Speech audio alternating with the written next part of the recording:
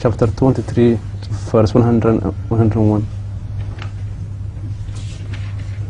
Abdul Rahman has led the way throughout. Everybody has started following him now.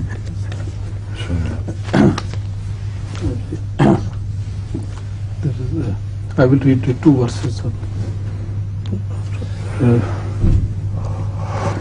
A'udhu billahi minash shaitanir rajim. Bismillahir rahmanir rahim.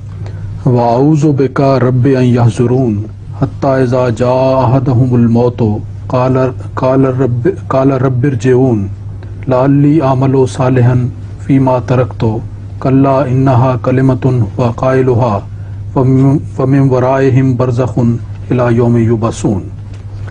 The translation is, and I seek refuge in thee, my Lord, lest they should come near me. Until when death comes to one of them, he says, entreating repeatedly, my Lord, send me back, that I may do righteous deeds in the life that I have left behind. That cannot be. It is only a word that he utters, and behind them is a barrier until the day when they shall be raised again. So you can put light on the meaning of Barzakh and the significance of min wara'ihim, behind them. Of a curtain behind them or barrier behind them? Barriers. This is what you want to do. This verse speaks of Barzakh as the intermediary stage between the departure of soul from this body and re-emergence of soul at the time of resurrection, when it will be transformed into a completely new being, the features of which are not understandable by man.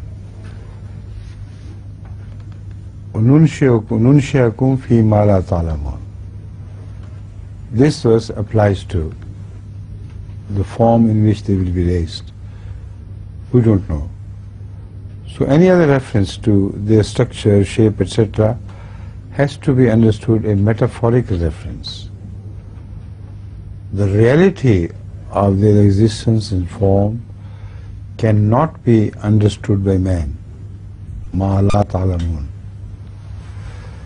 So the difference between the first stage, when the soul is delivered from body, and the last stage, when it reappears in a new form, is called Barzakh.